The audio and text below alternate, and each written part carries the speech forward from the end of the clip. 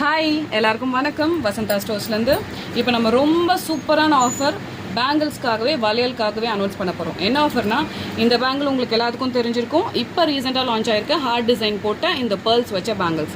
இதோட ரேஞ்ச் வந்து மார்க்கெட்டில் நார்மலி 270+ போயிட்டுருக்கு.